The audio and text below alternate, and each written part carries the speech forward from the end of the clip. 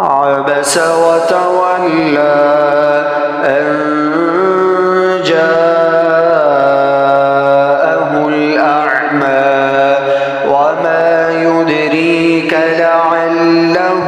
يزكى أو يذكر فتنفعه الذكرى أما من استغنى فأنت له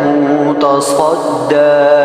وما عليك ألا يزكى وأما من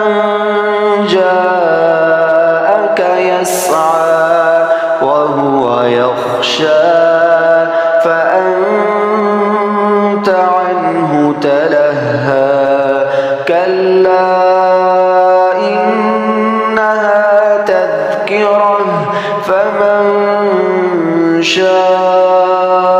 شاء ذكره في صحف مكرمة مرفوعة مطهرة بأيدي سفرة كرام بررة قتل الإنسان ما أكفره من أي شيء خلقه من نطفة خلقه فقدره ثم السبيل يسره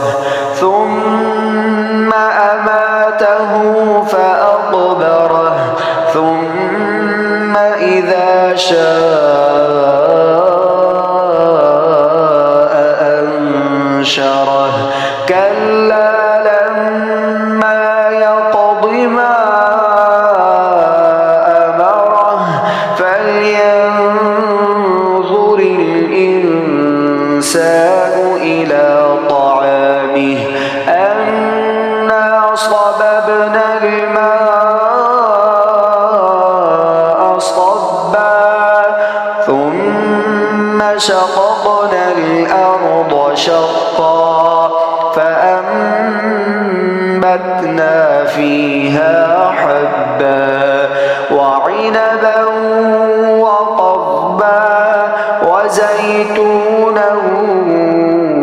ونخلا وحدائق غلبا وفاكهة وأبا متاعا لكم ولأنعامكم فإذا جاءت الصاخة يوم يفر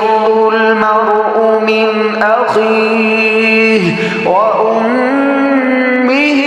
وأبيه وصاحبته وبنيه لكل امرئ